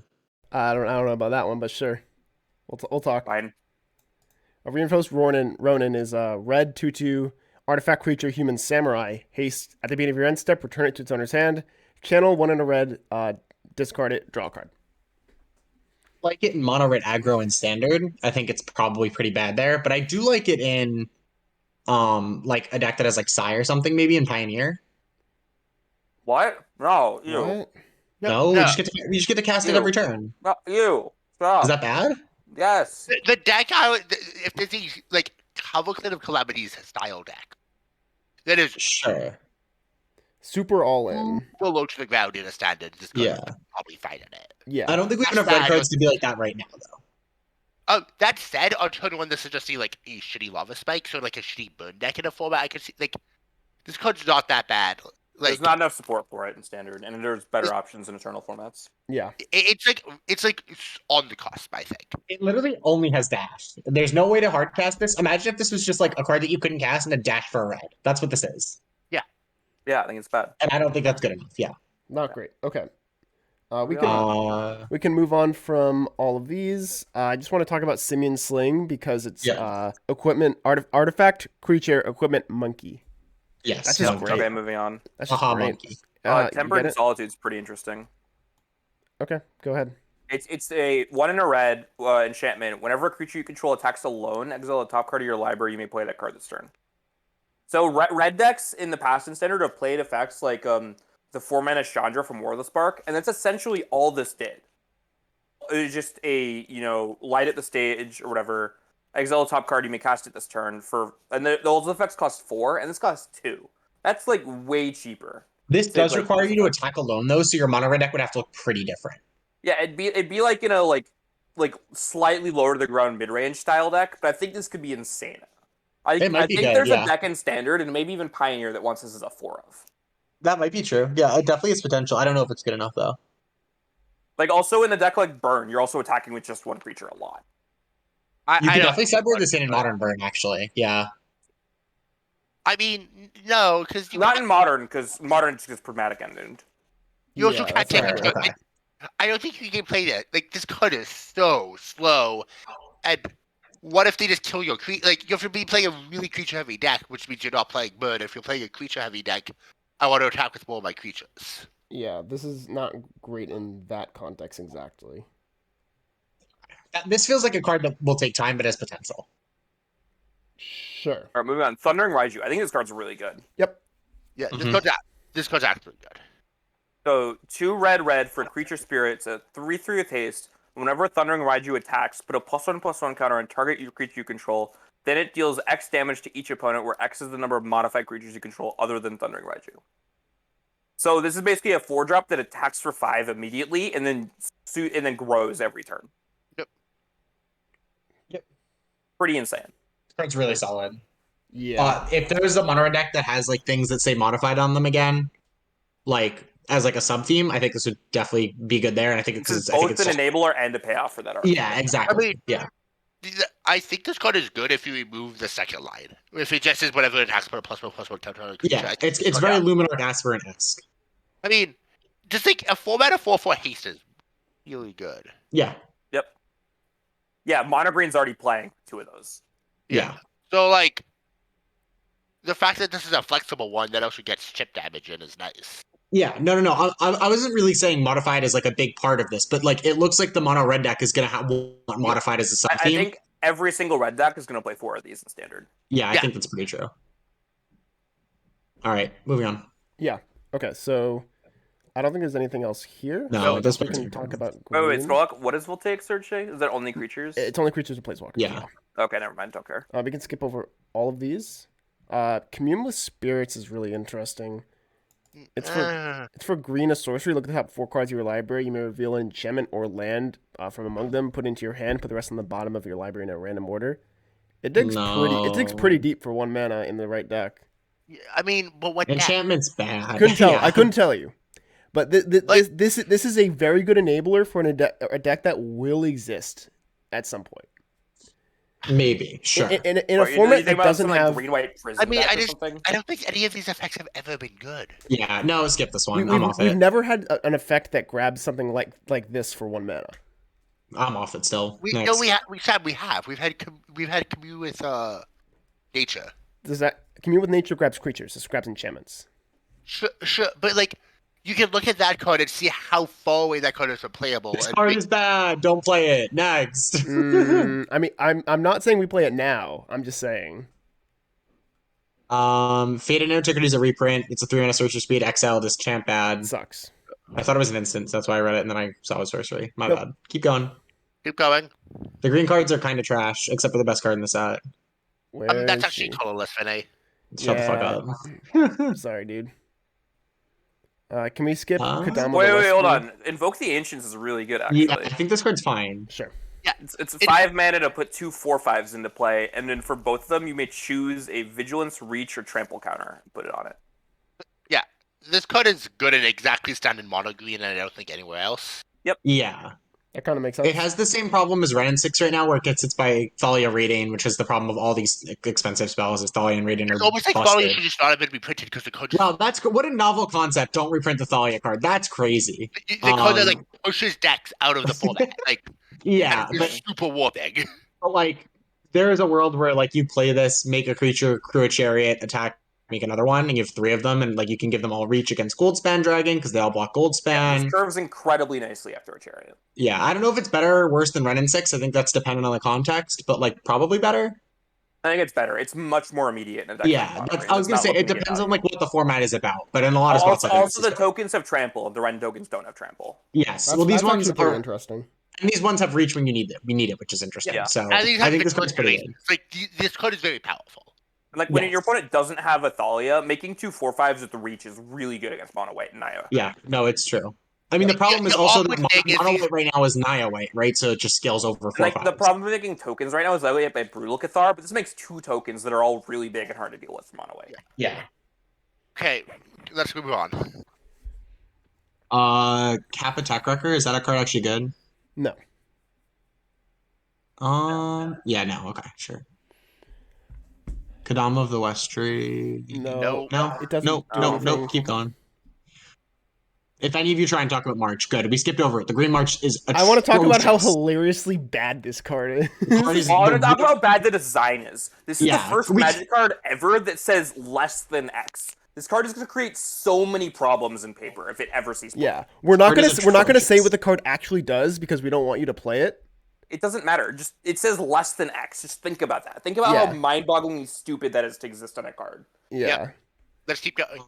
I Reaching was Merge always Keeper? excited to go like targeting Dry Armor with it for and have a 1 mana Rapid Ghost. They wouldn't even. let me have Orichi that. Merge Keeper is just a what's the one from Guilds of Ravnica that if you So had this like is yeah This is th- 1 and a just green so for a bad. 1/1. Tap for a green. As long as it's modified, it gets plus green. It gets a tap for 2 green. It's Um, just a I worse don't incubation know. druid. I was gonna say, well, obviously it's worse than Incubation Druid, but it might be better than like the 2/2 that like untaps a Snowland in Standard if there is a green card that modifies in the future. No, but Vinny, why are we modifying my mana dork? I want to. If I'm modifying a creature, I want to attack with it. Well, there's a card in the set that like puts a bunch of counters on stuff in green. I So want to like, attack it's with worth my keeping in mind. I don't know if it's going to be good. This will be context dependent, but Yeah. Not Oh, no, interested. the green deck is an aggro deck, and it's a 2/2 versus a 1/1. I think that's actually relevant. Yeah. sure. You want to talk about Tamiyo's safekeeping? I saw people talking on Twitter No, about worse it. than Snakeskin Veil. All right. The only other thing is Weaver of Harmony. 1 and a green, 2/2 enchantment creature. Other enchantment creatures you control get +1/+1. Green tap. Copy target activated or triggered ability you control from an enchantment. You may choose new targets for the copy. No, this is so no. So if you have a Jeskai Ascendancy and a Menadork in play, this goes infinite. You get to make an arbitrarily large Weaver of Harmony. You don't draw additional cards. You don't do anything else. No, Sam. You also need a mana dork. I said a Menadork. Did you?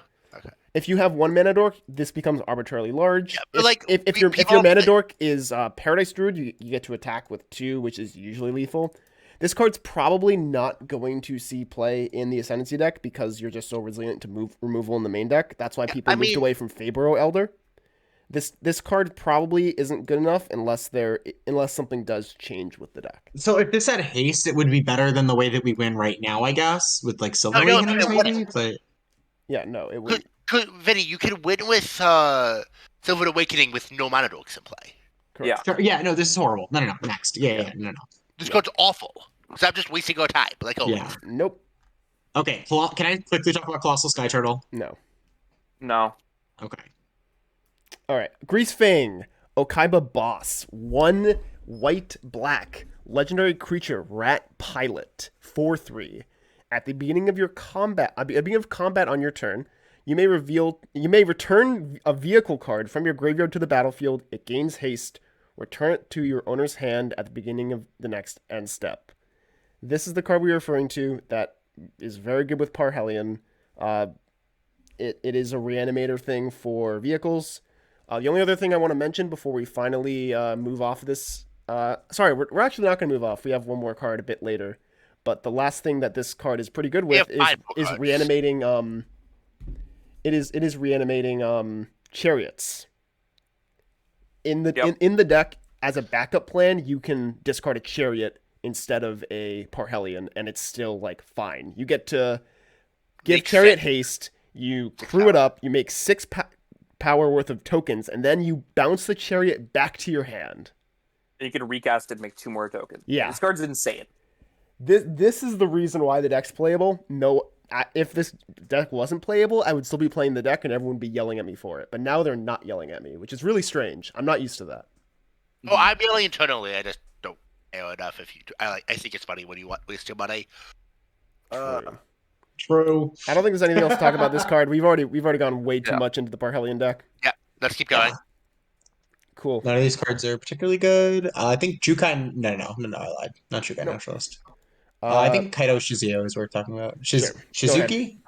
Okay, Kaido Shizuki, 1 blue black for a legendary Planeswalker Kaido. At the beginning of your end step, if Kaido Shizuki entered the battlefield this turn, he phases out. So pretty much like they can't attack it on the first turn that you play it is like the meaningful text. It goes underneath the cup. It Yeah, it dodges goes all under the sorcery cup. speed removal, including attacking. Yes. +1, draw a card, then discard a card unless you attacked this turn. -2, create a 1/1 blue ninja token that has this creature can't be blocked. -7, I actually don't know what this part does. You get an emblem with whenever a creature you control deals combat damage to a player. What does that say? Search your library for a blue or black creature card, put it on the battlefield and shuffle. Comes in on 3 loyalty. This card's not good. No, this card's bad. I thought this card was good. Okay. No, why, that sucks. why are we wasting more time? No, sorry. I thought this card was good. Okay, I thought it did something different. Does Oni Cult Anvil do anything? No. No. That is, it triggers only once in each two different ways. It triggers only once each turn and only on your turn. I That hate this sucks. card. Okay, we can move on to... I don't think we want to talk about Umezawa. I don't think we want to talk about any of these. Damn, this is Nope. weird. Why aren't we talking about any multicolored cards? That's usually what takes the most time in these Sash. set reviews. Talk about Containment Construct. Containment Yeah. Construct, 2 mana, 2/1, artifact creature construct. Whenever you discard a card, you may exile that card from your graveyard. If you do, you may play it this turn. That feels like a mythic, but it's an uncommon. Yes, there's an infinite in Legacy with this, LED, and Artificer's There's Intuition. Intuition. You Yeah. get to cast your entire deck, basically. You don't. No, well, you don't. Yes, you do. Yes, it You is. can You still don't win the have to game, tie it right? down. Like, You make infinite mana by looping 4 LEDs, and then you just get to tutor any How are you one drop looping that can draw a card. LEDs? How are you looping these LEDs? Okay, so there was a image that was No. posted on Twitter. Just The Twitter post, yeah, it makes 11 mana. You get 11 mana on any one drop artifact from your deck. no, with Elixir of Immortality. Yeah. Oh, sure, Yeah. with Elixir as well. Okay. Yeah, you just need 1 Elixir in your deck, and you get to make infinite mana and then draw your entire deck with an Elixir and a Chromatic Star in your deck. I don't think this is good. I think this card is cute in Legacy. I think it is 3-card infinite combos in Legacy, a dime a dozen. yeah. Well, I mean, it's only a 2-card combo because you do get to tutor the LED off the Intuition. Yeah. I mean, I think this deck's probably It's not kind of a gonna- one-card combo if you think about it. Yeah, if you need an Artificer's Intuition and then a bunch of time. Yeah, that's a 2-card combo. Intuition plus time. Yeah. Yeah. Yeah. Oh, one thing I want to ask is Chromatic Star in a deck that plays like Containment Construct and the fucking one that like Artificer's Intuition, is Chromatic Star better than the bauble that puts cards in the bottom so you can just like loop cards back with Construct if you don't have Elixir? that probably makes it. You can probably find a way to do that slow and Yeah. slightly. Yeah. No. I mean, That's it's kinda fine. sick. It doesn't matter. People are gonna play builds. It's going to lose to the Condor a lot. It's going to lose to Meltdown. And Yeah. Yeah. I don't think it's doing anything particularly more powerful than the other artifact-based combo decks that already exist in Legacy. Yeah. Yep, I agree. Can we talk about Exodia? No. Okay, No. cool. That sucks.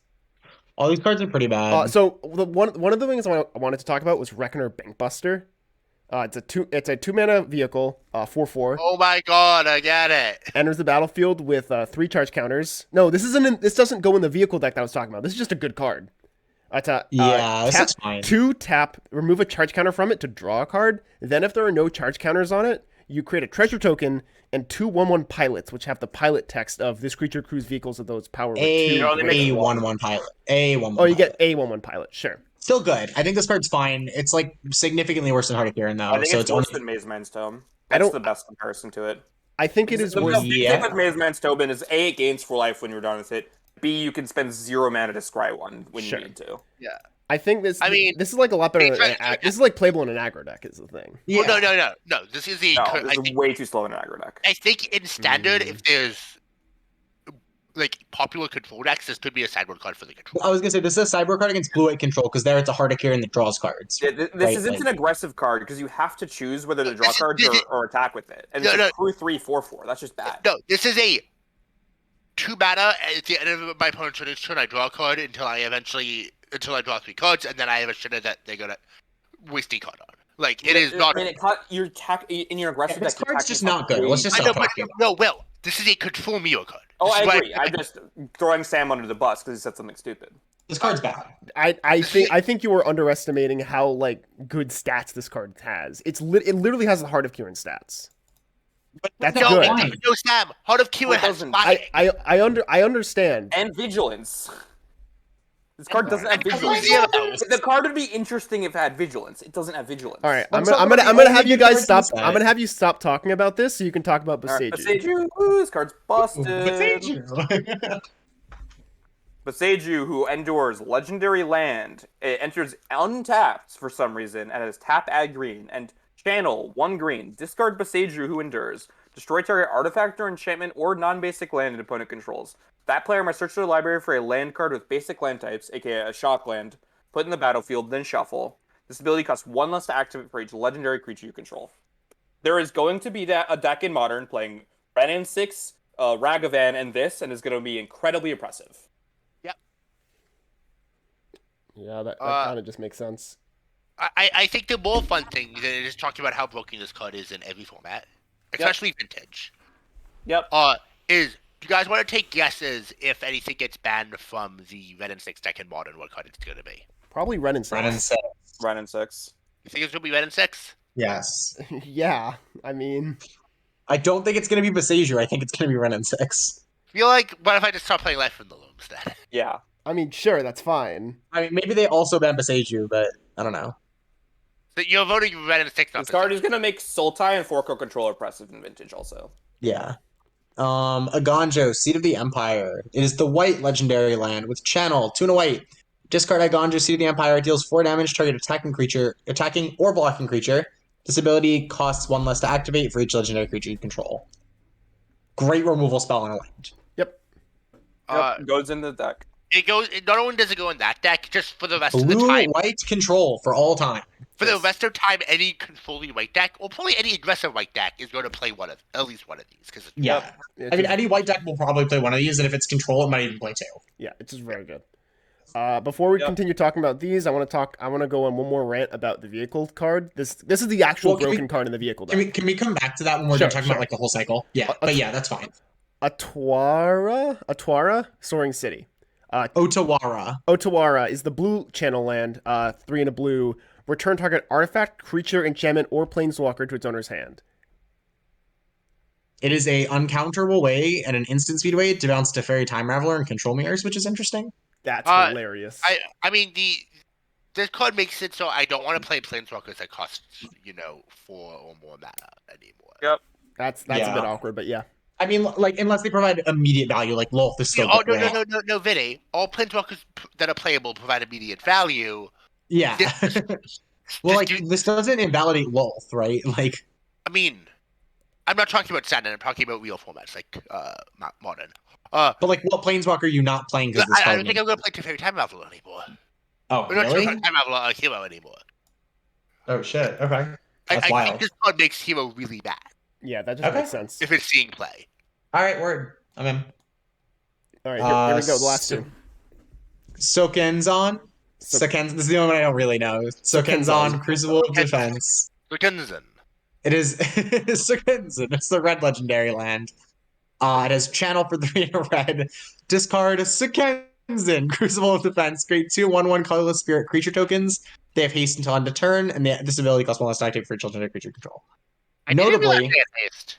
they do have haste. So in an aggro deck, it's like just a way to convert a land into some creatures. And most notably, would we like to talk about our best friend under Indomitable Creativity?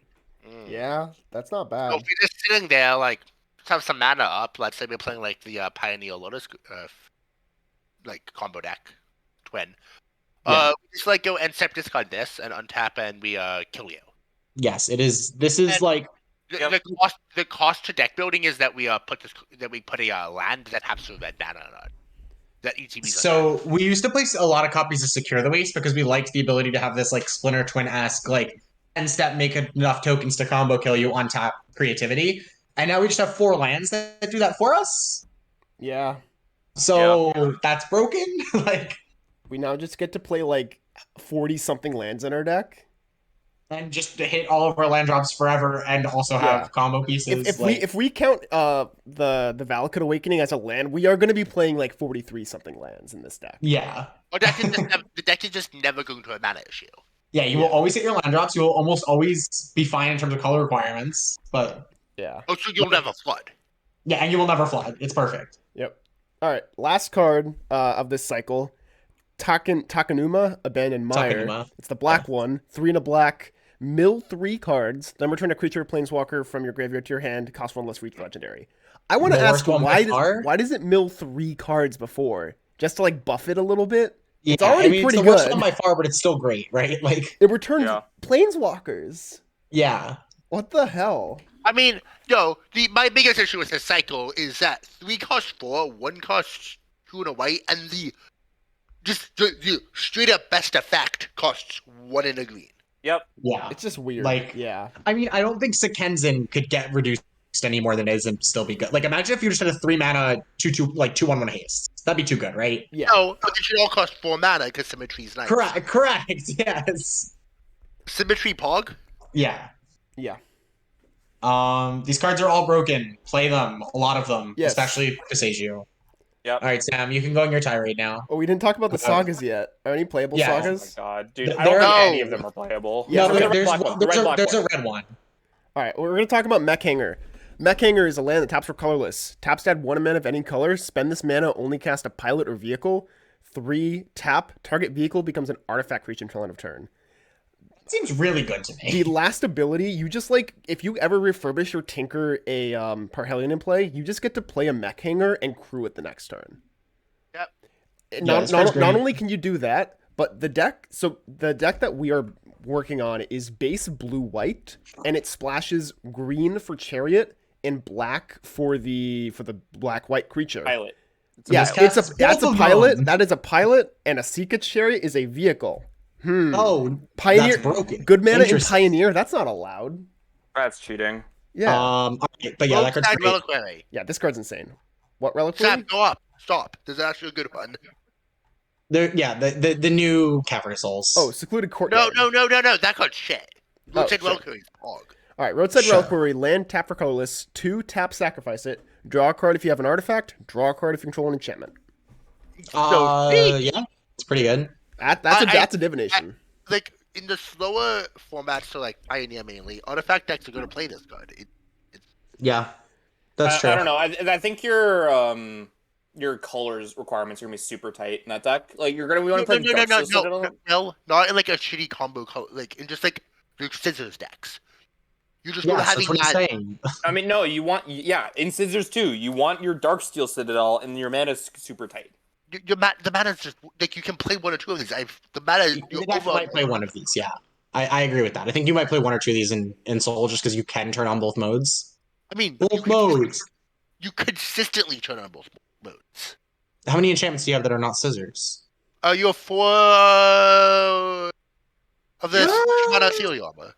Oh, true. Okay, sure. But yeah, this card's fine. It's a land that sucks to draw to. Yeah, it's fine. That's insane. You're gonna play 1 or 2 of them in Soul. Secluded Courtyard. It is a Cavern of Souls, but it does not have the uncounterable clause. It will help fix mana maybe in like a Pioneer Humans deck. Please stop being disrespectful to Cavern. This is not a Cavern of Souls. It doesn't have the only reason Cavern is good. That's This why I is said it's a Cavern of Souls without that one line. No, It's just it's for an unclaimed simplicity. territory. Hold down. I've had Oh, enough. just call it an unclaimed territory, dude. Yeah. Oh, I forgot about that It's card. unclaimed Word. territory. Functional interesting. reprint. Yeah. This card, There are people a are couple- playing with this card, but I just don't think it's playable. Restoration It's of not good. and Ninjago. Yeah. None no. of the sagas are playable. There are some that are playable, but they're not here. Scroll down. Keep going. The good On ones the right, the black one. Tribute to Hirobi. Okay. 1 in a black. I don't know if it's good right now for a specific reason, but we'll get to that. So 1 in a black. Deadly Dispute. Yeah, the first 2 modes make a 1/1 black creature token No. that on your opponent's side, and then it flips into a 3/3 with flying and haste. Enters the battlefield, gain control of all rat creature tokens or all rat tokens. Whenever it attacks, you may sacrifice another creature if you do draw a card. In the black mirrors, your opponent gets to deadly dispute the tokens away before you get them, and you get really fucked. But outside, like depending on how much deadly dispute is in the format, this card's fine. I don't think it is. It's Yeah. I think slow. it's pretty reasonable. It's so slow. Turn 4, you get a 3/3 that you get to attack and draw cards. you don't get to attack. It has haste. What it's turn Yes, it has 4, haste. If it didn't have haste, it would not be playable. does it have haste? Yes, it has haste. I mean, so on turn 4, you get to attack with this PC? I guess. I don't With know. throwing haste and draw a card? This card is bad. Deadly Dispute exists. Yeah, I think depending on how much deadly speeds the format, whatever. I think it's scroll down. There's a red. Hold on, go back up. What's the red one? There's a red one that's good. The one drop. Yeah, the one Kamado drop's pretty faces good. Kakazan. 1 mana for a saga. The first ability, deal 1 damage to each opponent and each planeswalker they control. The second ability, whenever you cast the next creature or spell you control this turn, that creature is adopted with an additional +1/+1 counter on it. 3, exile the saga, flip it. It is a 2/2 haste that if a creature dealt damage this turn by a source you controlled would die, exile it instead. This card is good. This card's solid. Notably, also modifies stuff. Yeah. That's pretty sweet. So it's a good red 1-drop. It's like a 1/1 with haste that takes a turn off and then becomes a 2/2. So yeah, these ones are all pretty bad. There's one that like puts counters on stuff that I thought might be fine. Oh no, it's not good. It's not good. I remember it. It's a lot of mana. The red black one's the good one. Hitotsugu consumes all is 1 black-red for a saga. Destroy each non-land permanent with mana value 1 or less for Chapter 1. Chapter 2, exile all graveyards. Chapter 3, exile this and flip it. It becomes a vessel of the all-consuming enchantment creature, ogre, shaman, trample. Whenever vessel of the all-consuming deals damage, put a +1/+1 counter on it. Whenever vessel of the all-consuming deals damage to a player, if it has dealt 10 or more damage to that player this turn, they lose. Flavor text. Yes, but yeah. The card's pretty solid though. For sure. I think really good sideboard option in Pioneer. For sure. It's gonna be pretty sweet. I also think the Kami War is slightly interesting. Yeah, it's fine. Yeah. So Kami War is 1 of Wooburg. For a saga, Chapter 1 is exile target non-land permanent and opponent controls. Chapter 2, return up to 1 target non-land permanent to its owner's hand. And then each player discards a card, then you flip it on Chapter 3. Sam, flip it. Yep. Okay. 6/6 all colors. Okanji Mead Manifest. Cool little flavor throwback. Flying trample. Whenever Okanji Mead Manifest attacks, defending player chooses a non-land card in your graveyard. Return that card to your hand. Okanji gets +X+0, where X was that card's mana value. If it needs to be a lot more interested, but because it doesn't, I think it's just fine. Well, no. Man, I don't care about the backside. I'm thinking about this card with the card Yorion. This card does a really good. Sure. This is basically the Eldest Reborn, right? And that card saw play, but like this, you have to play all 5 It was colors. also 5 mana and not all the colors. I think I think Michael's right. Maybe like there's an Yorion Nib deck in Pioneer that plays like 1 or 2. I think it is worse than the Eldest Reborn. I mean, it also goes. I'm pretty sure you have a loop with Yorion in this. Can I read the front again, Sam? Go back to the fun. You exile a permanent. Next turn, you bounce your Yorion. And then they discard a card. Then you cast your Yorion, exile another permanent, and you just do these every. Oh, okay, sure. Maybe there's a Yorion Nib deck that plays 2 or 3 of these. Yeah. Okay. That's kind of cool. Like, okay. It's also just like playing this. You can't bring to light for it though, which is kind of unfortunate. You cannot bring to light for it, which is unfortunate. It is just incredibly powerful, like blinking this after the first 2 modes. Yes. Also, that's like all. I think you can also just blink the backside to reset it. Yeah, exactly. Yes. Like, I don't think this card is like broken, but it seems incredibly powerful if you can blink it. It's not unreasonable. It's fine for sure. Okay, so that is the set. We've been here for far too long already. It took way too long to go over the set. But what are our thoughts, boys? This is a very powerful set. This is my favorite set that's come out in a while. Yeah, this is it has a lot of potential, a lot of like cool build arounds, a lot of like really just busted cards if everything comes together. Yeah. For those cards. Like there's a lot of things that like might have a piece or 2 missing, but they're really good.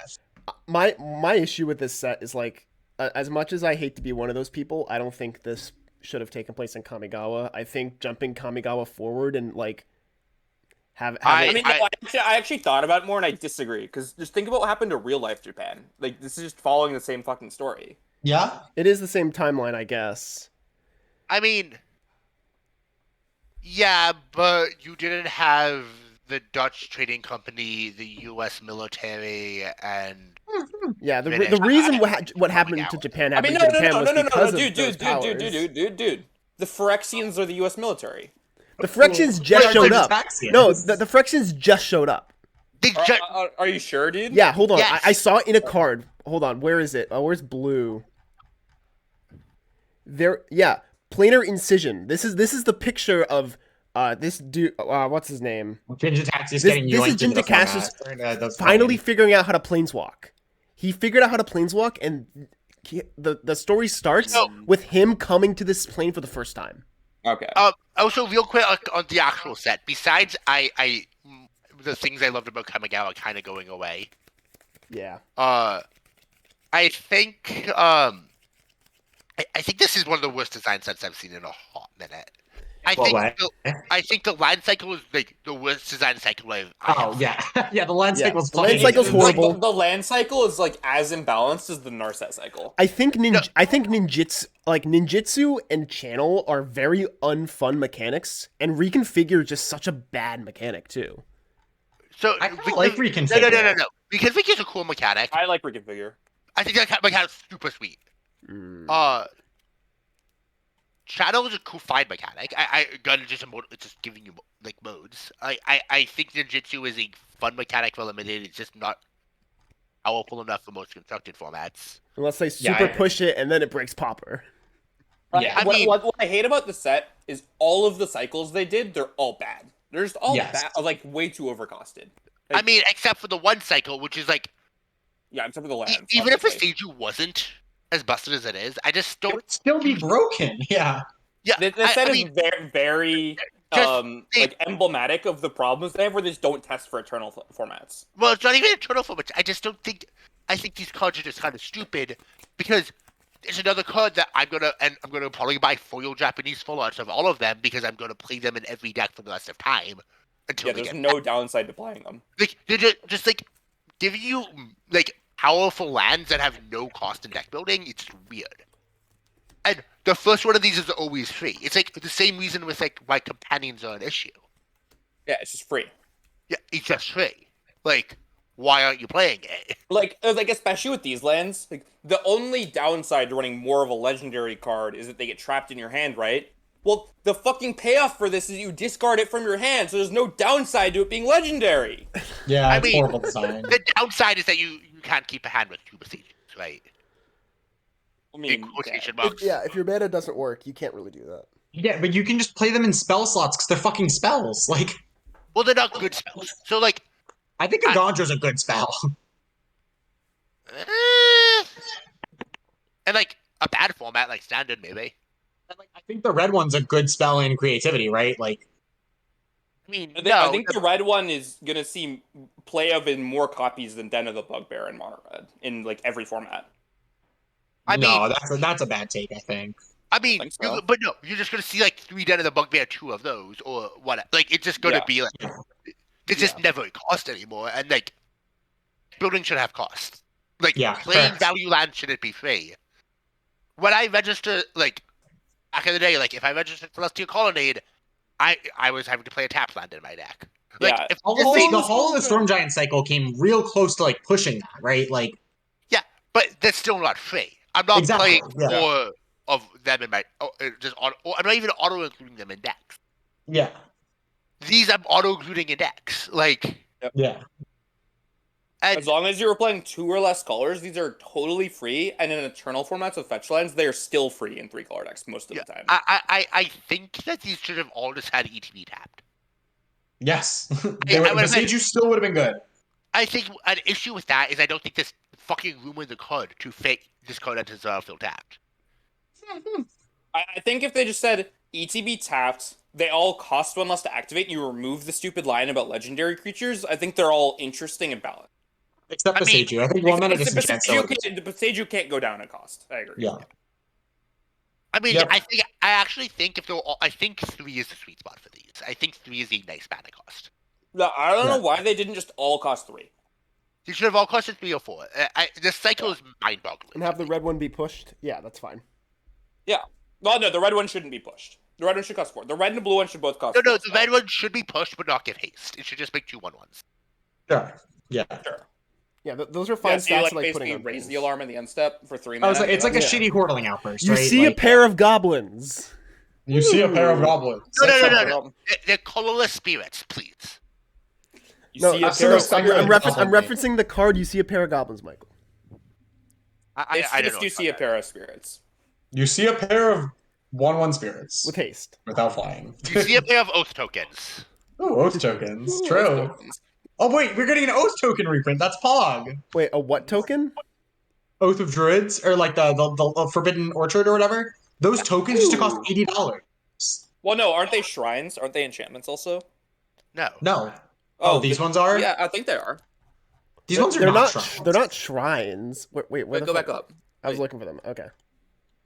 They're No, 1/1 spirits. They're just one color spirits. Yes, yes, Oh, a okay, reprint. nice. Finally. Wait, why are there two different colorless 1/1 spirits in this set? Well, no. Well, you're an idiot. There are colorless 1/1 spirits, and then there are 5 color 1/1 enchantment shrines that don't have. Oh, I thought they were colorless. I didn't think they were 5. I didn't know they were 5. I mean, it doesn't matter. Pretty sure that's They're shrines. No, I'm they pretty don't sure have I saw creature the token. types. I thought they were colorless. I mean, either way, they Whatever. got spirits. They're It shrines. doesn't matter. Yeah, shrines isn't even a creature type. Everyone. Yeah, Yeah. I think we're done. I think we can cut out the last 10 minutes. Yeah. Yeah. Like always, no, you need to leave in the last 10 minutes of us rambling. Yeah, Yeah. it's pretty important. All right. I don't think we can ever like a lot under an hour. Sorry, like under an Yeah, hour and a Bro. half. I played the entire match during like the last 15 minutes of that.